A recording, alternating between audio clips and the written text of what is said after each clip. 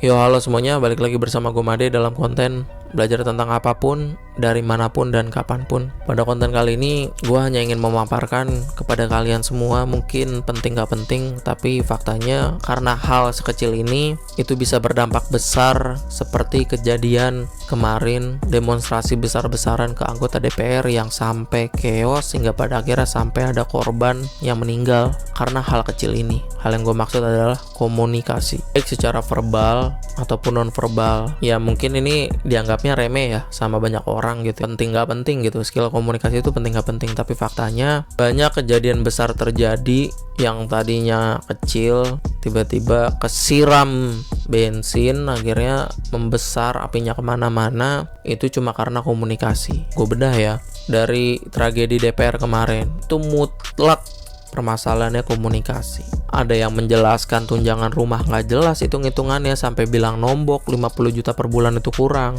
Ada yang malah ngadu nasib, padahal dia naik mobil, disupirin, sedangkan banyak rakyatnya itu desek-desekan di transportasi umum. Ada yang malah parodin sound horeg tanpa tahu konteksnya apa, malah diparodin aja tuh sound horeg. Bahkan yang lebih parah adalah ngatain kita semua tolol karena punya statement bubarin DPR, dan banyak lagi lah. Kalau gue pretelin dari DPR kemarin tuh banyak banget.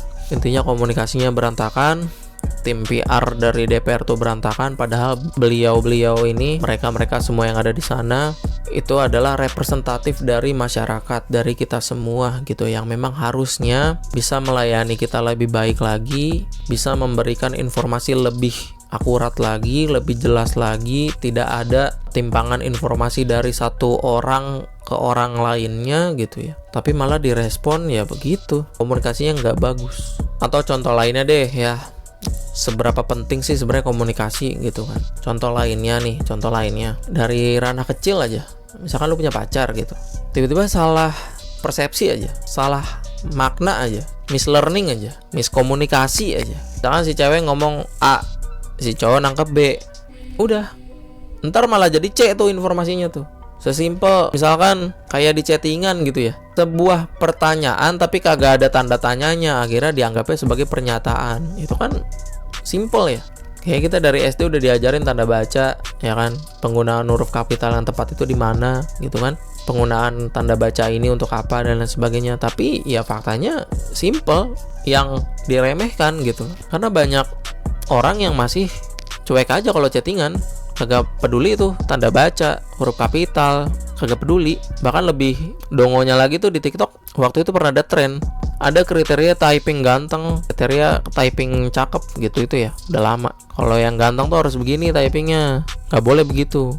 Maksud baru hal kecil tuh, yang ranah-ranah hubungan pacaran gitu ya, bisa aja berantem gitu kan, dari hal kecil. Dalam ceweknya maunya A, hanya nangkapnya B, akhirnya jadinya C, udah berantem, ngambek-ngambekan. Anak kecil tuh ya kan, berarti kan bisa kejadian di ranah yang besar. Contohnya apa? Ya DPR kemarin. Atau gue geser sedikit nih ke arah fiksi. Ya meskipun fiksi ya, tapi kan secara kemungkinan itu juga kejadian di kita gitu loh. Di Naruto deh ya, salah satu penyebab perang terbesar di Naruto, perang dunia ninja shinobi keempat, dimana Obito yang menjadi pionir pentingnya dari perang itu karena apa?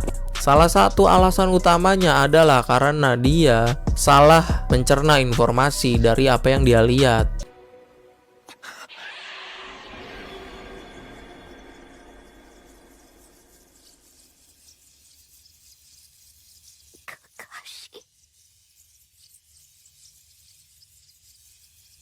Dimana waktu itu ya sahabatnya sendiri bunuh orang yang paling dia cintai, Shirin. Sebenarnya emang bukan dibunuh niat ngebunuh gitu, tapi ya mata Obito ngelihatnya begitu kan. Akhirnya dendam, terus dilumuri dengan berbagai macam hal gitu, akhirnya perang, mendeklarasikan perang tuh sama 5 negara tuh kan.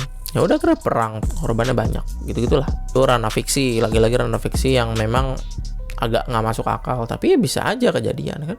Faktanya kayak DPR kemarin, cuma karena komunikasi yang jelek akhirnya begitu.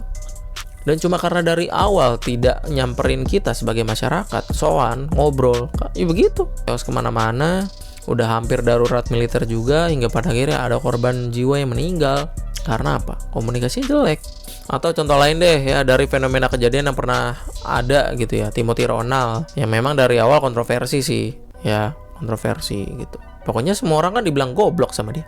Orang miskin goblok lah, yang main game goblok lah, orang yang nonton bola goblok lah, nge-gym goblok lah kata dia. Semua digoblok-goblokin. Rame, pokoknya setiap satu hal yang disenggol dengan kata goblok pasti rame dia. Terakhir yang nge-gym tuh rame kan, rame. Kenapa? Komunikasinya jelek. Meskipun kayaknya mah kalau Timothy Ronald ada maksud terselubung di dalamnya, sengaja tuh komunikasi jelek, sengaja tuh bikin chaos gitu biar rame. Kalau dia sih bilangnya game of attention, tau lah gue bener apa kagak. Itu dari Timothy Ronald ya. Atau ya yang lainnya, misalkan streamer goblok Big Mo gitu, digali-gali sama netizen. Waktu itu dia pernah bilang mau sempet pindah agama karena ditawarin mobil seharga berapa gitu. Goblok, komunikasinya jelek. Tapi ya dibalut dengan gimmick. Atau yang waktu kasus terakhir abangnya kena pelaporan karena seakan-akan memfitnah hubungan asmara orang lain gitu dengan kata-kata yang nggak pantas. Itu kan komunikasinya jelek berarti ya kan, amburadul agar punya nama, agar punya numbers, punya viewers. Atau ya sebelum itu ya ada dari bocah kesayangan kita, El Perintis ya. Omongannya sama sekali nggak kasar kan? Wah, sama sekali tidak kasar, bagus, terstruktur,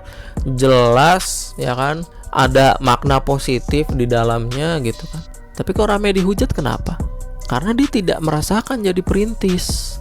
Karena dia asbun, asal bunyi aja. Mungkin udah ada skripnya, disuruh tuh ngomong begini ya, ngomong aja. Nggak mikir panjang, nggak bakal serame itu. Akhirnya apa? Rame kan, dihujat kan. Padahal komunikasinya bagus, tapi apa yang salah? Kondisinya tidak sesuai. Itu pun bagian dari ranah public speaking. Dan lain sebagainya. Intinya banyak banget hal yang bisa terjadi secara besar. Efeknya, dampaknya, kerugiannya bisa terjadi secara besar. Itu karena komunikasi yang jelek. Apalagi kalau yang udah ngomong adalah pejabat publik, ranah eksekutif, legislatif, ataupun yudikatif, pejabat pemerintah. Kalau sudah berstatement aneh-aneh dan itu ke-up ke media pemberitaan, ya sudah wassalam. Kayak kasus DPR kemarin. Jadi untuk kalian semua yang nonton video ini, gue cuman pengen bilang bahwasanya jangan asbun deh kalau kagak nongkrong. Kan nih, kondisinya bukan tongkrongan lu, terus lu asbun aja gitu, asal bunyi aja di sosmed. Pokoknya lu up aja dah di media, lu asal bunyi, kontroversi, rame. Ujung-ujungnya apa? Klarifikasi, minta maaf. Contohnya kayak DPR kemarin. Semua yang nyiram bensin di awal minta maaf akhirnya. Setelah rumah-rumahnya dijarahin. Untuk kita semua ya, siapapun kita pasti pernah lah salah ngomong, itu pasti. Kita pasti pernah nyakitin orang dengan ngomong kita, itu pasti. Tapi tolong kalau di sosmed gitu ya, terutama anak-anak sekolah nih, biasanya asbun komen aja. Tiba-tiba lu dilaporin, lu seker lu. Tolong untuk kita semua ya, siapapun kita semua, para rakyat yang ada di berbagai macam lapisan, atas, menengah, ataupun bawah gitu ya. Tolong ketika memang ingin menginformasikan suatu hal ke khalayak umum gitu ya, atau memberikan statement ke khalayak umum, ataupun memang ingin berkomentar terkait suatu hal tertentu gitu ya, tolong dipikir-pikir lagi sih, penggunaan kata yang tepat itu apa, intonasinya seperti apa, keadaannya seperti apa, waktunya tepat atau enggak gitu ya. Kita lagi ngomong sama siapa, sehingga kita bisa meminimalisir gitu permasalahan yang terjadi di kita. Terus setidaknya bukan dari komunikasi yang jelek. Karena sebenarnya balik lagi sih, bukan ketika kita ngomong doang, bukan ketika kita memang berstatement doang gitu, tapi bisa aja kita memahami informasinya nggak jelas tuh, salah tangkep informasi, dimana itu juga merupakan bagian dari komunikasi. Jadi sebenarnya komunikasi itu tidak sesimpel itu teman-teman, perlu dikaji lebih dalam, perlu latihan berkali-kali dengan berbagai macam orang yang ada, agar kita tahu bahwasanya oh ini komunikasi yang tepat nih buat orang ini. Oh kalau ngadepin orang ini komunikasinya begini. Oh kalau ada konten kayak gini kita pengen keluar komennya begini.